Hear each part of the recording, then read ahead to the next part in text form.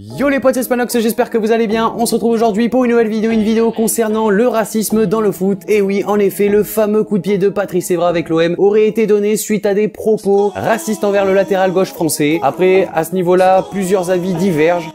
Quand toute votre vie, vous subissez des insultes racistes quand il est Arrêtez de mettre là-dessus. Non, là, je vous interromps. Arrêtez de mettre les insultes racistes à tout bout de champ sur le débat. Ça suffit. Alors, c'est intolérable. Okay. Bon, non, c'est intolérable. Personne ne. Mais pourquoi vous partez? Parce que pourquoi moi je donne aussi. Mais personne n'a dit. Alors laissez-moi terminer mon truc. Mais ça suffit.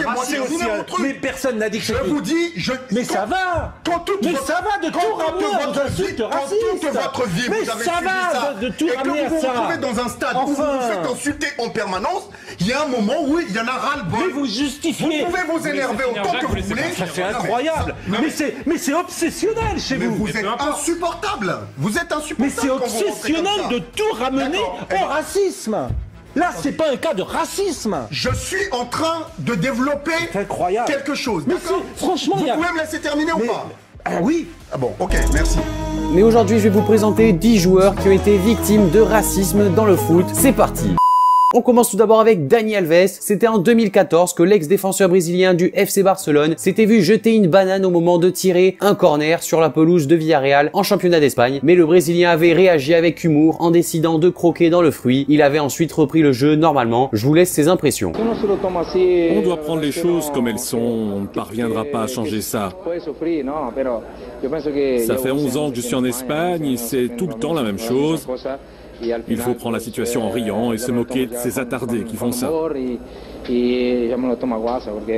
On poursuit avec une grosse cible du racisme, c'est Mario Balotelli qui est très souvent touché malheureusement. Donc là je vais vous présenter plutôt récemment avec Nice. C'était en début 2017 que Bastia avait été sanctionné d'un retrait d'un point avec sursis et de la fermeture de la tribune est de son stade pour 3 matchs dans l'affaire des cris racistes contre l'attaquant de Nice, Balotelli. Et des fumigènes avaient également été allumés durant la rencontre entre les deux clubs disputée le 20 janvier 2017. Après c'est vrai qu'il avait été également sujet à des propos racistes quand il jouait au Milan AC mais également à Manchester City.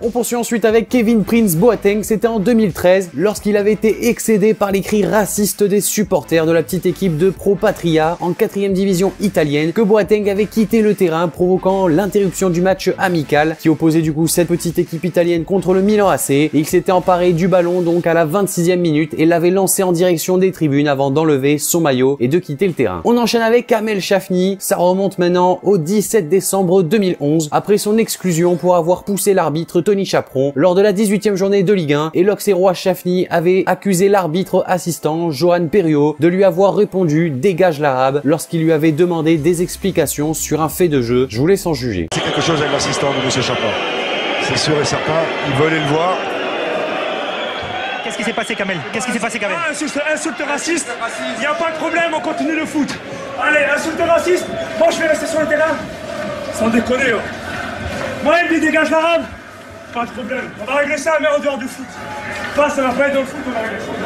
On poursuit avec Kevin Constant en juillet 2013 alors que son équipe de l'AC Milan affrontait Sassuolo en match amical de pré-saison. Kevin Constant avait été la cible de propos racistes de la part de supporters de Sassuolo, une attitude qui a poussé l'international guinéen excédé à quitter le terrain 6 mois à peine après son coéquipier ghanéen Kevin Prince Boateng qui avait déjà quitté le terrain. C'est au tour de Kevin Constant de vivre la même expérience.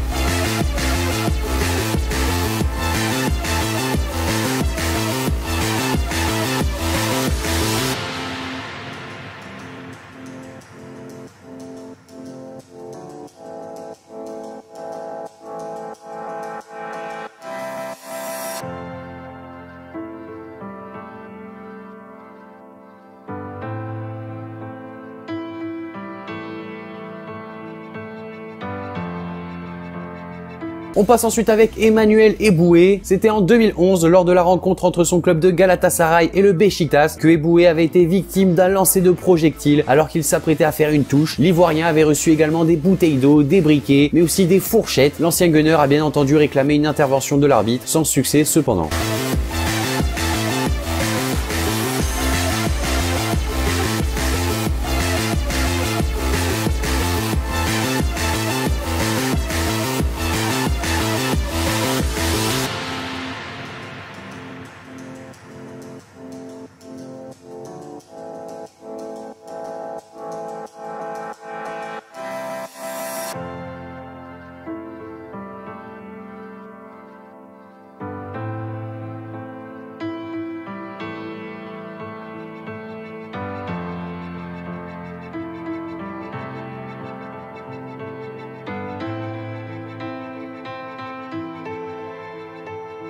On passe avec Samuel Eto'o, un autre joueur qui a dû vraiment combattre ce racisme, tout comme Mario Balotelli et tous les joueurs que je vais vous présenter dans cette vidéo. Donc pour Samuel Eto'o, l'ex-joueur du Barça, il avait été victime d'insultes racistes au cours d'un match de Liga opposant Saragosse au Barça en janvier 2006. Durant le match, les supporters de Saragosse lançaient des cris de singe tandis que des projectiles et des coups de sifflet retentissaient chaque fois que le Camerounais touchait le ballon. Ne pouvant continuer de supporter ces insultes, Eto'o avait voulu quitter le terrain à un quart d'heure de la fin du match lorsque l'arbitre a interrompu le jeu pour signaler au 4e assistant les propos racistes à l'encontre de l'attaquant du Barça.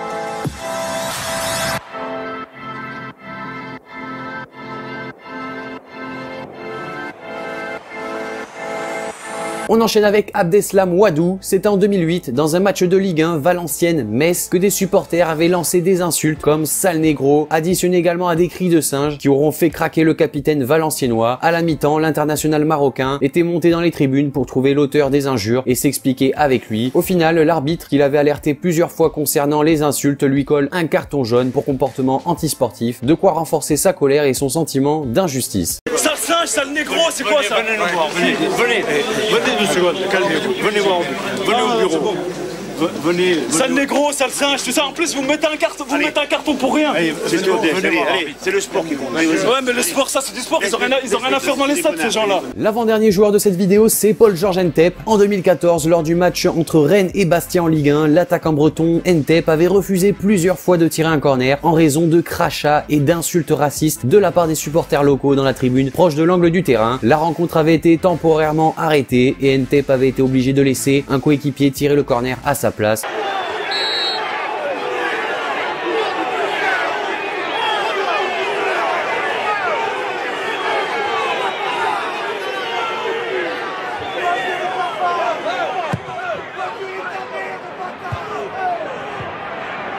Et le dernier joueur, c'est Didier Zokora. En 2012, Emre, le milieu de terrain du Fenerbahçe, avait été accusé de racisme. La victime n'était autre que Didier Zokora, joueur de Trabzonspor à l'époque. Zokora racontait, je cite, « On s'est retrouvés face à face durant le match et il m'a dit « sale nègre ». Bref, voici la vidéo de l'altercation entre Emre et Zokora, juste manière de vous faire une idée.